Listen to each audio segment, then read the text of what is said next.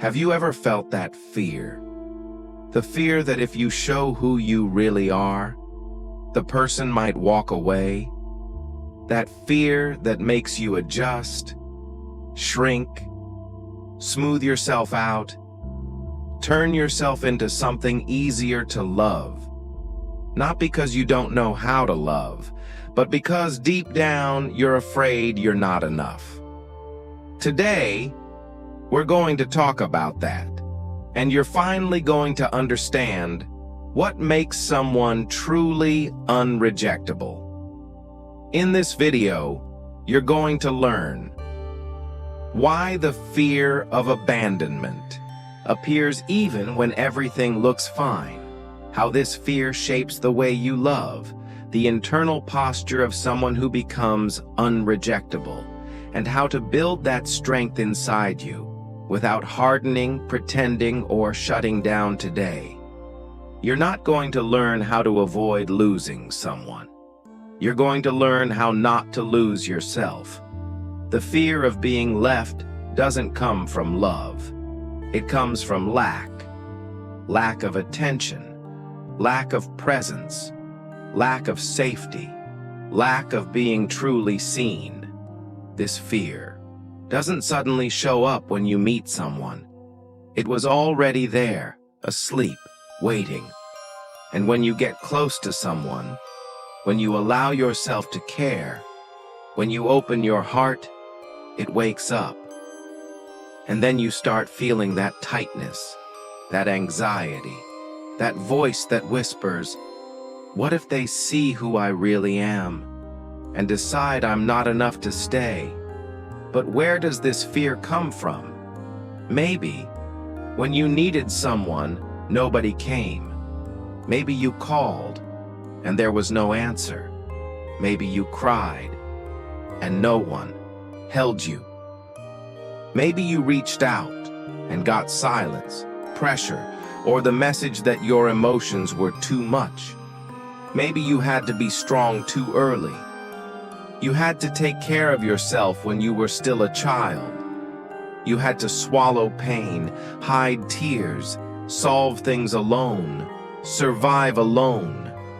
And in that process, you learned that you couldn't depend on anyone, that you only had yourself. That self-reliance saved you. It made you capable. But it also left a mark. The belief that if you open up, if you need someone, if you show vulnerability, you will be abandoned. So when someone finally treats you with care, when someone shows gentleness, affection, or a willingness to stay, the fear appears, not because it's dangerous, but because it's new. Your body doesn't know what to do with anything that isn't survival. Your nervous system was calibrated for alertness, mistrust, hyper-independence, and now, in front of something soft, steady, safe, you can't relax. Because relaxing means trusting. And trusting has always been expensive for you, so you prepare, you protect, you create scenarios. What if they change their mind? What if they realize I'm not that interesting? What if this is temporary? What if I get attached and then get thrown away? And without realizing it, you start acting from fear. You start adjusting, softening, performing, showing a curated version of yourself because you think the real you is too risky. But here's the truth nobody told you. Breathe. There is nothing wrong with you. You're not too much. You're not difficult. You're not broken for feeling this fear. Your heart is just trying to protect you using the only strategy it knows, anticipating pain. But this fear isn't protecting you. It's preventing you from living the love you deserve. Because when you act from fear, you create distance, not connection.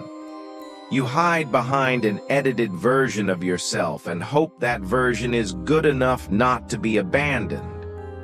But the irony is, the more you hide, the more disconnected you feel. And the more disconnected you feel, the more convinced you become that you're unworthy of staying. It becomes a cycle, a painful cycle, a cycle that repeats not because you're weak, but because you haven't learned yet that you can be seen and still be chosen. And that's what starts to change today. Today, you start understanding that this fear of being left is not about the other person. It's about you. It's about the child inside you still waiting for someone to stay. And here is the good news. You can be that person for yourself. You can return to yourself. You can stay. You can say, I won't leave you. And when you learn to stay with yourself, the fear doesn't disappear, but it stops controlling you. Because you finally understand, it's not about avoiding being left. It's about not leaving yourself anymore. But there's something even deeper. It's not fear of being left. It's fear of being seen before that happens. When you don't believe you deserve love, you treat every relationship like a test, like you need to prove day after day that you're worth choosing. You start performing. You try to be perfect, pleasant, light, easy. You hide your fears, your needs, your truth because you believe your humanity is too much. You overgive. You overextend. You tolerate too much. You accept behavior that hurts. You excuse someone disappearing. You let things slide that shouldn't be forgiven, all because you believe you're lucky anyone chose you at all. You don't stay. You perform staying. And the more you try to prove that you deserve love, the less you belong. Because you're performing. You believe you must earn love through perfection. But love isn't built on performance. Love is built on presence. You enter relationships waiting for the day the other person realizes you're not enough. And so you give more, hoping that one day it will finally be enough to stay. But that day never comes. Not because you're unworthy, but because worthiness is not something you earn. It's something you believe. Being unrejectable begins here, with the understanding that you don't need to become anything to be worthy of staying. But how do you get there? How do you trust yourself when nobody ever taught you? An unrejectable person is not perfect. They're not fearless. They're not emotionally invincible. An unrejectable person is someone who does not negotiate with themselves. They don't trade their integrity for attention. They don't shrink to fit inside small spaces. They don't betray who they are to be tolerated. They say, I choose to be here, but I can also leave.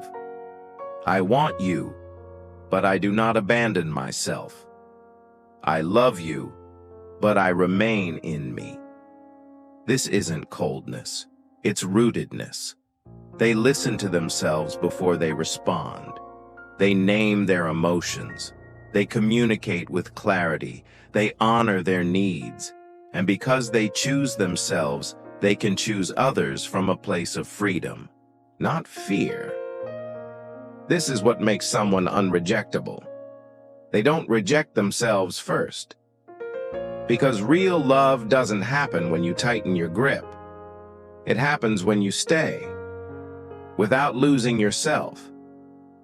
Close your eyes for a moment. Take a breath.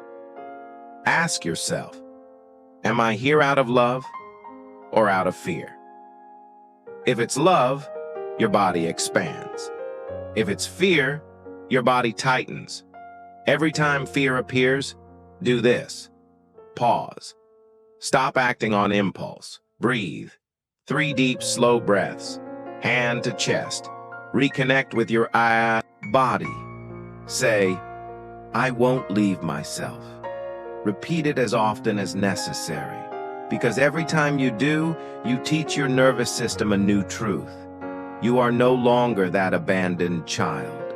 You are here now, and you are staying. This practice turns desperation into presence, fear into clarity, neediness into rootedness. And this is what makes someone unrejectable. Not because nobody leaves them, but because they don't leave themselves anymore. You don't have to convince anyone to stay. You don't have to beg to be seen.